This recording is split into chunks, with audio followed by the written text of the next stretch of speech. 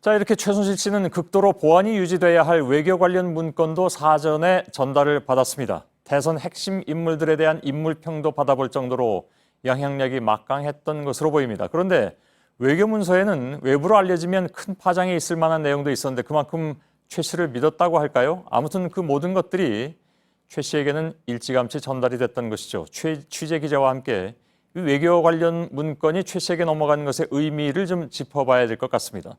서복현 기자가 나와 있습니다. 자, 일본과의 관계는 과거에나 지금이나 사실 매우 중요한 문제, 첨예한 문제, 미묘한 문제이기도 합니다. 예. 이 내용이 최순실 씨한테 넘어갔다는 거잖아요? 예, 그렇습니다. 예. 특히 당시 상황을 좀 살펴봐야겠는데요. 이 특사단이 파견 온 2013년 1월 4일쯤에 어떤 일이 있었냐면요. 그 전년도인 2012년 8월 달에 이명박 당시 대통령이 독도를 방문했습니다. 이것을 두고 일본에서는 크게 반발했었고 예. 이 다케시마의 날을 이 현해 행사가 아니라 중앙정부의 행사로 격상해야 된다 이런 목소리가 나왔습니다. 예. 물론 연기는 됐지만 그만큼 민감했고요. 그리고 특사단 파견 바로 전날에 일본 야스쿠니 신사에 화염병을 던졌던 중국인 류창씨 그리고 한국으로 들어왔었는데요. 일본에서는 일본 측으로 보내달라 또 중국에서는 중국으로 보내달라 이랬는데 결국 우리 법원은 중국으로 인도하는 걸로 결정을 했습니다. 예. 반발이 컸었습니다. 그리고 또 일본 특사단 파견 문제는 관심이 굉장히 컸기 때문에 당시 공항에서는 이 파견에 반대하는 반일단체 회원이 자해하는 소송까지 벌어졌습니다. 예.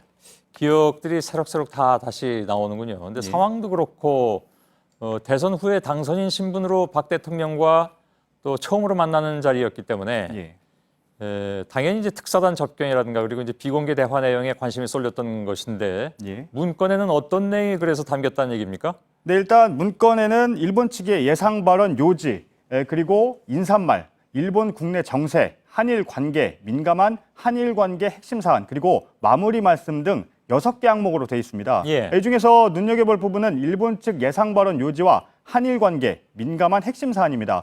보도에서도 나왔지만 일본 측 발언을 예상하고 우리 측, 그러니까 박근혜 대통령, 당시 당선인 신분이었죠. 입장 표명을 어떻게 할 것인지 이런 부분이 적힌 시나리오 형태인 겁니다. 예, 과연 이제 최 씨한테 이런 걸 왜 미리 보여줬을까 이해는 안 가는데 그 시나리오에는 독도에 대해서는 그러면 어떤 내용이 담겼다는 겁니까? 네, 앞서 보도에서 보셨겠지만 독도 문제는 아주 중요한 문제이니만큼 2번이나 언급이 됐는데요.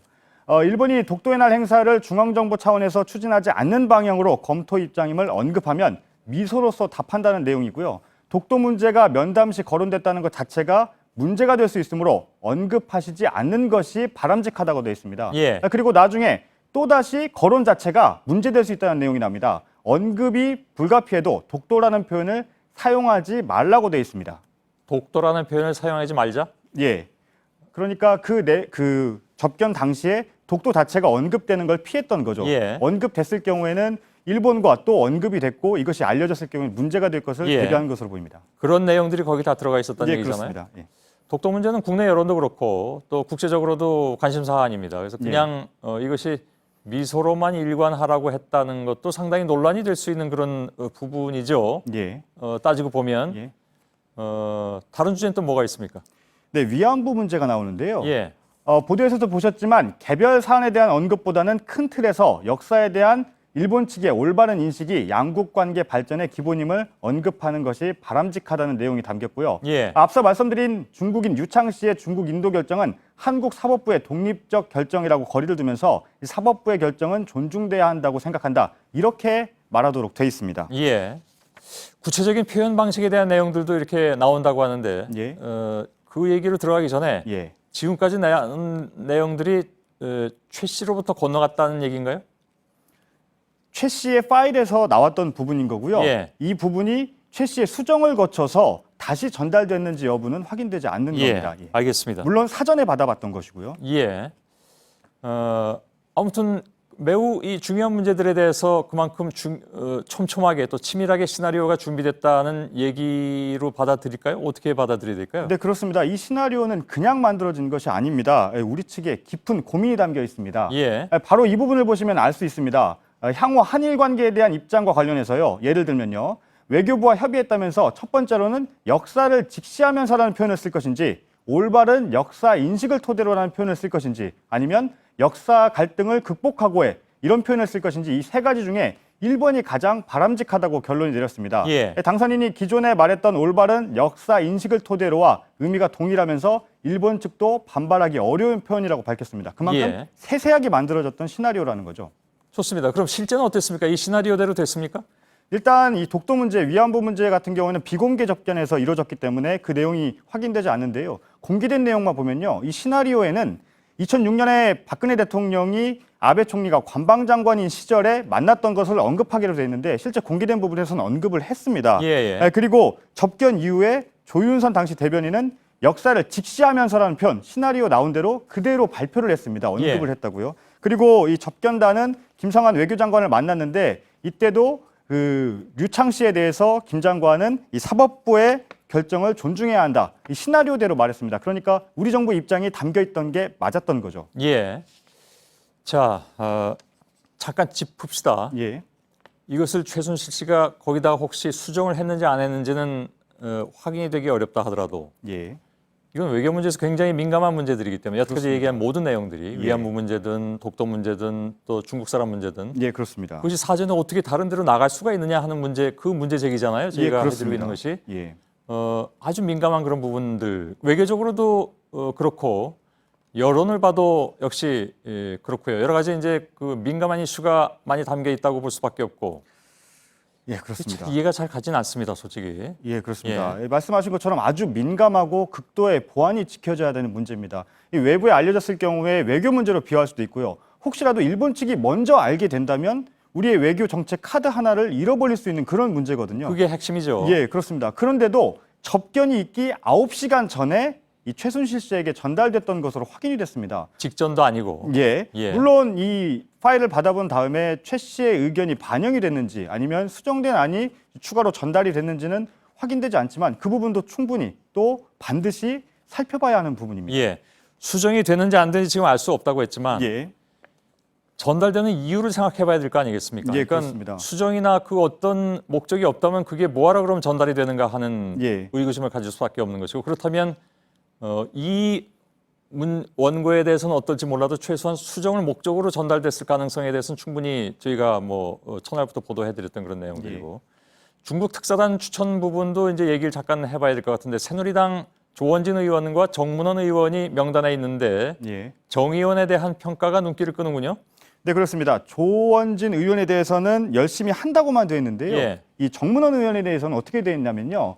NLL 이슈로 대선에 기여했다고 되어 있습니다. 이 부분은 박 대통령으로서도 매우 민감한 부분입니다. 그러네요. 예, 특사단 추천 의원 명단 자체가 민감하지만 특히 이 대선 전 정 의원은 고 노무현 전 대통령이 남북 정상회담에서 NLL 포기 발언을 했다고 해서 논란이 됐고 나중에 검찰 수사까지 받았습니다. 예. 정 의원은 이후에 검찰이 약식 기소를 했다가 봐주기 수사 논란이 일었고 결국 법원이 정식 재판에 넘기기도 했습니다.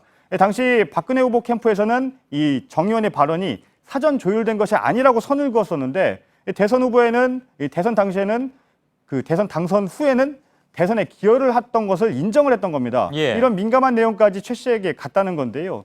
최 씨는 특사단 파견 일주일 전에 이를 받아봤는데요. 보고 어떤 의견을 냈는지는 역시 확인되지는 않고 있습니다만 왜 이것이 갔는지는 한번 짚어봐야 합니다. 예. 대선에 기여했다라는 표현이 사전에 이것이 서로 의견을 맞춰서 기획됐기 때문에 기여했다고 표현한 것일 수도 있고 예. 그게 반대로 전혀 그렇지 않은 상황에서 결과적으로 기여했다고 볼 수도 있겠는데 예, 그렇죠. 다만 그것을 대선에 기여했다고 표현하는 것이 적절한 것이냐 하는 논란은 충분히 있을 수 있을 것 같습니다. 그렇습니다. 정 의원회 같은 경우는 결국은 유죄가 인정돼서 벌금형을 받았던 부분인데요. 예. 대선에 기여라고 표현한 부분은 어떻게 봐야 될지 좀 더 살펴봐야 될 것 같습니다. 예. 다보스 포럼 특사 추천 문건에서도 유력 인사들이 등장하는데 인물평까지 있다면서요? 이제 그렇습니다. 이 인물평은 당사자들이 들으면 좀 기분이 나쁠 수도 있겠는데요. 그렇기 때문에 비밀 유지에 신경을 썼을 텐데 어찌된 일인지 이 내용도 최순실 씨에게 전달이 됐습니다. 예. 보면요. 김종인 전 국민행복추진위원장에 대해서는 당선인의 경제정책에 대해 외부에서 말할 수 있는 사람 중에 한 명이라면서 새 정부에서 중책을 맡기지 않더라도 다보스 포럼에 특사로 보내면 예우하는 모양새를 갖추고 있다고 돼 있습니다. 갖출 수 예. 있다고 돼 있습니다. 김성주 전 공동선대위원장은 기업인으로 선대위원장을 역임했기 때문에 경제계 인사들이 주축인 다보스 포럼에 당선인 특사로 갈 만하다. 친화력도 있다. 여성으로서 상징성도 있으나 정책을 잘 알지는 못할 것이라고 했습니다. 이거 지금 민감한 인사 내용이 다 들어가 있네요. 네, 그렇습니다. 좀 더 전해드리면요. 김무성 전 총괄선대본부장은 선거 때 총괄본부장으로 수고했고 차기 정부에서 어떤 임명직도 맡지 않겠다고 선언한 만큼 김무성도 고려해볼 만한 카드라고 돼 있습니다. 물론 이 인물들이 아닌 이인재 전 의원이 나중에 낙점이 됐는데요. 그렇지만 문제는 이 세 명 공통점은 뭐냐면요. 대선 때 핵심 역할을 했다는 겁니다. 이 사람들에 대한 평가를 한 작성자, 그리고 또 이 내용을 공유했던 사람도 보통 사람은 아니라는 건데 이게 최 씨에게 전달이 됐다면 최 씨의 영향력도 그만큼 막강하지 않았느냐 이렇게 예측해 볼 수 있습니다. 거론된 세 사람이 지금 이 뉴스를 보면서 어떤 생각을 할지 상당히 좀 궁금해집니다. 특히 김종인 위원장은 어떻게 생각을 할지. 이미 이때 뭐 새 정부 출범해도 중책은 안 맡기는 걸로 지금 얘기가 나오고 있으니까. 예, 그렇습니다. 글쎄 모르겠습니다. 뭐 본인은 그때 어떤 생각을 했었는지. 알겠습니다. 오늘 새로운 내용들이 또 많이 나오네요. 서복훈 기자였습니다. 수고했습니다.